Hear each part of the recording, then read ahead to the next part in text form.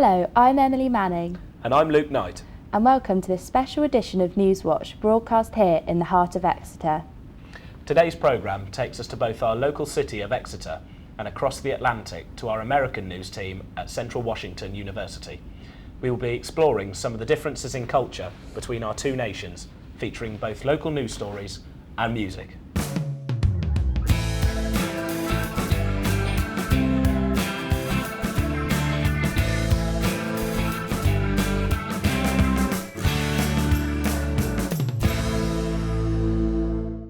Our first news bulletin comes to you from Herefordshire Road, Exeter, where a brand new supermarket has opened for business. Since it opened in autumn 2011, Waitrose has almost become part of the furniture. Nick Davis, who is the branch's manager, believes it's on its way to a very successful future. I think general public very excited about Waitrose opening in Exeter. It's a prime location for Waitrose, great city to be trading in, lots going for it. So a very historic city, but a very vibrant community as well. Lots of students, professionals, families, and retired couples. So it covers the whole demographic for Waitrose and where we aim to trade. The branch has been extremely successful since opening. We've had 2 months trading now, and it's well above expectations, and looks to be heading for a very good Christmas. Over Christmas, both the branch and Waitrose as a whole did amazingly well, with Waitrose making 200 million and John Lewis making 600 million in takings, making the average spend over £700 at Christmas. But what is it about this new Waitrose branch that the public like? I like it because the food's very good, and especially the bakery things, which are delicious. It's well suited for Exeter. We didn't have everything we had here, and the prices and whatnot. It's a good shop. Really convenient, nicely laid out and everything. So yeah, nice, enjoying it. With Britain in its financial struggle, should we be looking to businesses like the John Lewis Partnership for inspiration, as the future for them looks bright? Luke Knight for Exeter College in the UK. Well, I know where I'll be doing my shopping, eh, Luke? Sure looks good, Emily. No wonder the Queen shop's there. Now, here's for our next story from America, where the local town of Ellensburg is further expanding as a community, with the aid of local businesses opening in the town. The sounds of cash registers are ringing all around several new businesses in Ellensburg.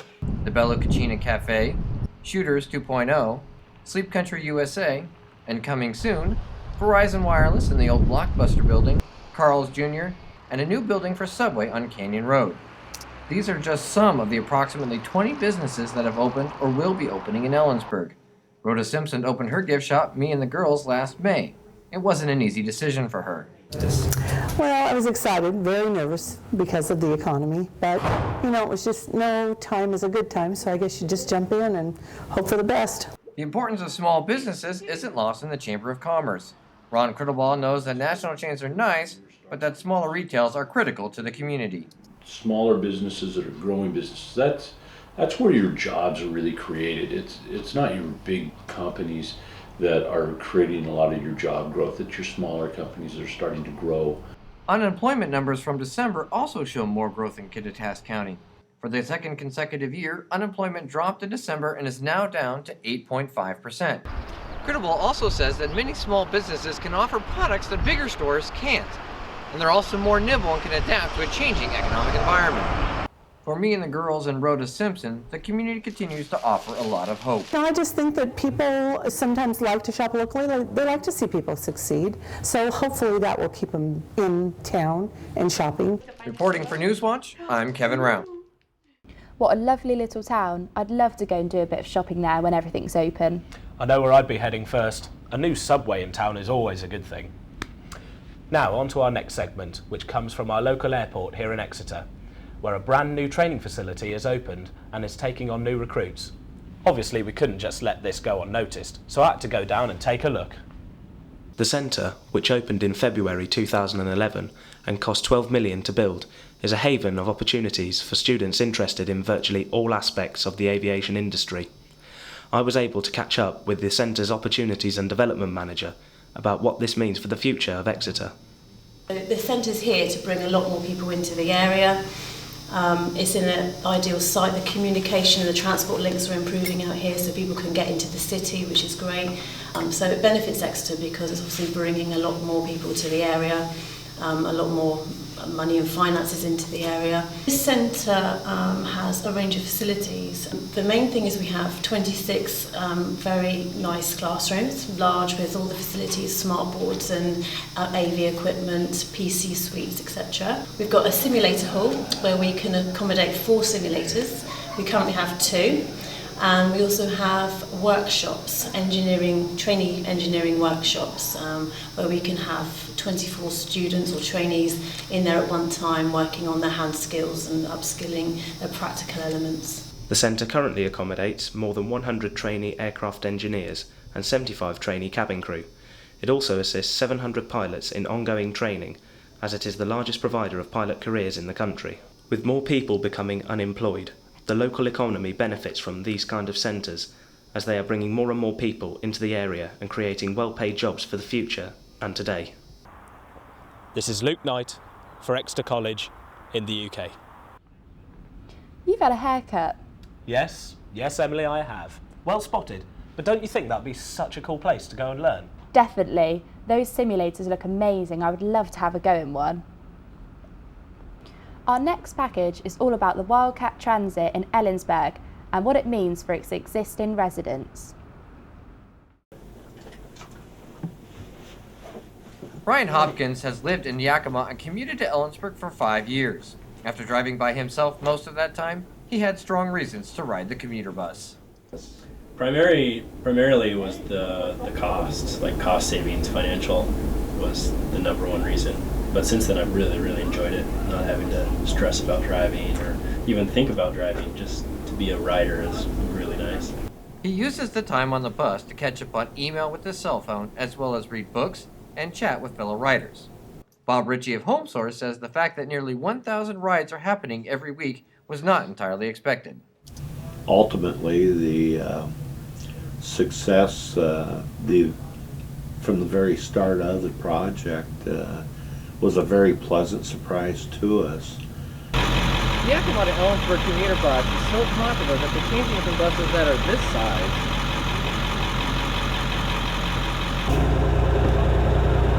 to buses of this size, a 47-passenger bus that's being newly implemented into the system with another on the way. The schedule will also go through a minor tweak starting March 5th, when the Ellensburg bus will be leaving earlier in the morning. For riders like Hopkins, the bus will continue to be an invaluable service. I'd say it's well worth it. It's it's financially better. It's just better for my sense of energy and productivity here in the office and at home. I just think it's an awesome service. Reporting for Newswatch, I'm Kevin Rounds.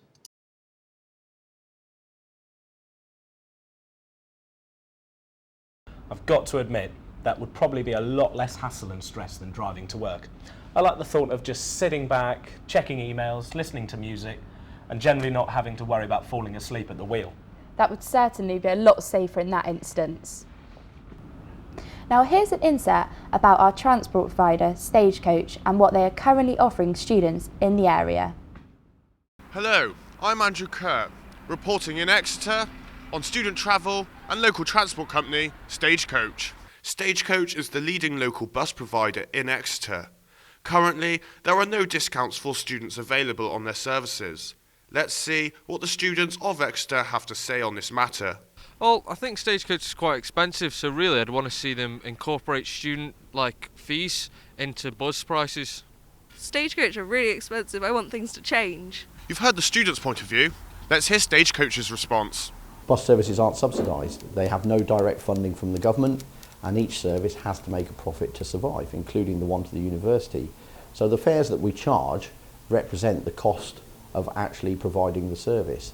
And so people think that bus fares are high, but I watch them go into a coffee shop and they'll buy a coffee and pay £3.50 and think nothing of it, and yet they can travel on my bus all day for £3.50, unlimited services throughout the city, and they think that that's expensive. So it's one of perception, it's one of a feeling of bus travel doesn't make me feel happy, buying a coffee or having a car makes me feel happy, it makes me feel good about myself.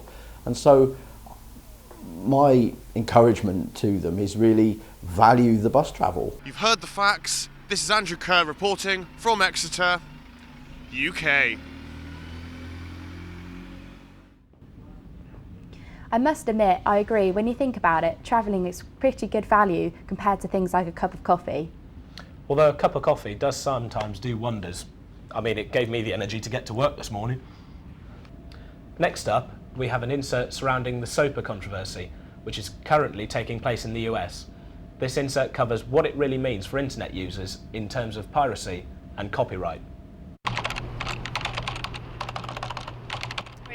Much to the chagrin of internet users everywhere, in the face of protests from popular websites such as Reddit and Craigslist, as well as the internet titan Wikipedia, the Stop Online Piracy Act and its cousin the Protect IP Act are both alive and kicking.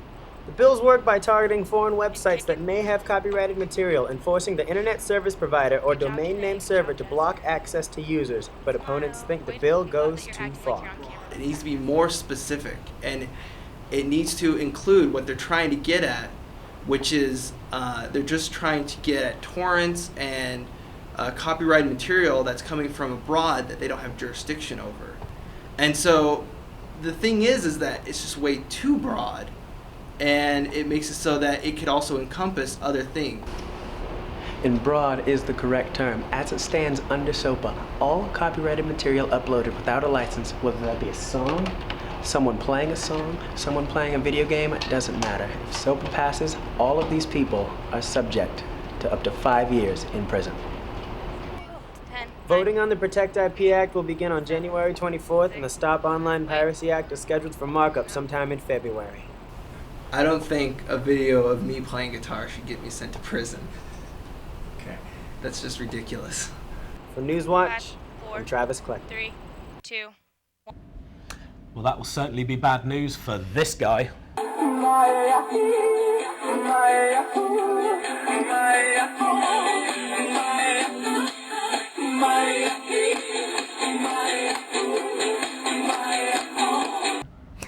He'd probably go to prison just for the dance moves. Our final news package is one that surrounds the Occupy movement in Exeter, and what is the purpose of their protest. Hello, I'm Andrew Kerr, reporting from Exeter, investigating the Occupy movement. The Occupy movement is an attempt to bring people together in Exeter, in Devon, in this country and around the world to fight against economic injustice and inequality. It's a popular worldwide movement that's aiming to wake people up. We've had good support. We've had very good support here in Exeter. We've got a petition which we've got about 2,000 signatures. Every day there's people coming along the path and talking to us and engaging with us. And a woman who was here just a few minutes ago, she was being very supportive, saying, you know, we should keep on doing what we're doing. She was protesting against the church and their attitude. So yeah, we're getting good support. On the Occupy movement as a whole, I'm on the whole in favour of the Occupy movement, and I think they're usefully bringing issues to the public's attention. Well, obviously they've got a peaceful protest going on, that's fine. I don't think I support that sort of action. They ought to do lobbying through MPs and not leaving the sort of mess that they are and detracting tourists from a city that thrives on it.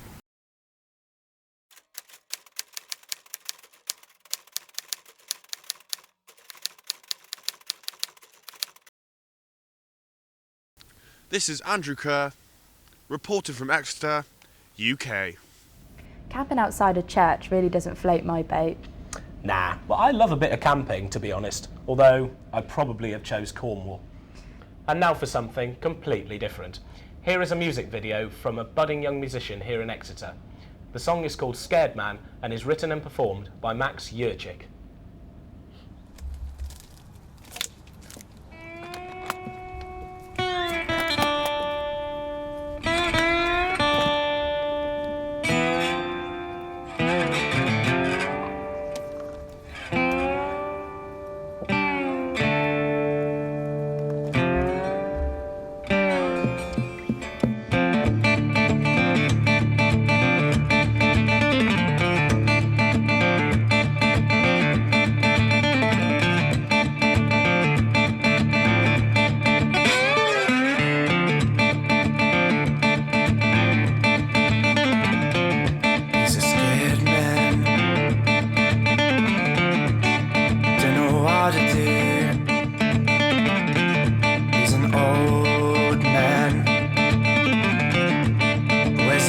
gonna go?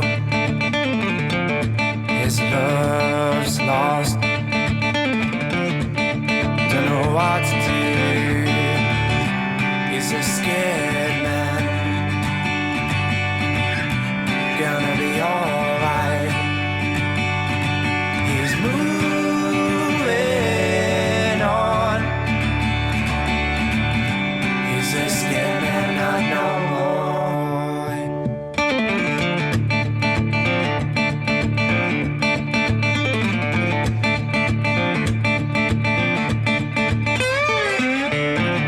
He's a scared man.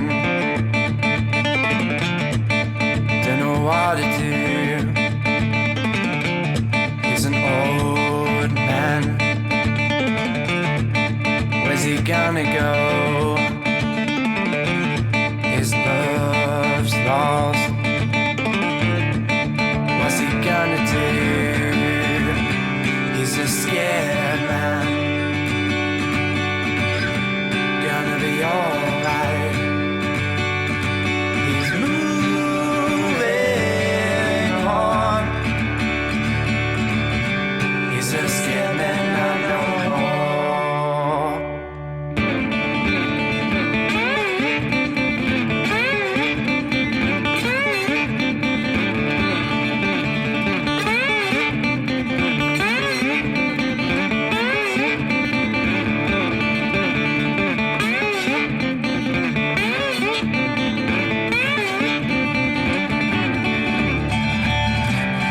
He's a scared man. Ooh, gonna be alright. He's moving on. He's a scared man, not no more. He's a scared man, not no more. He's a scared man, not no more. He's a scared man, not no more. He's a scared man, not no more. I really like that. What a talented guy. I'd love to just be able to pick up a guitar and just play. Why don't you? I can't even play the triangle. Well, that is all we have time for this week. Join us next time where we'll be looking at more local news stories, including one about a man who found £1,000 in a bin. Lucky guy. So be sure to tune in next week. It's goodbye from me. And it's goodbye from her. Goodbye. Goodbye.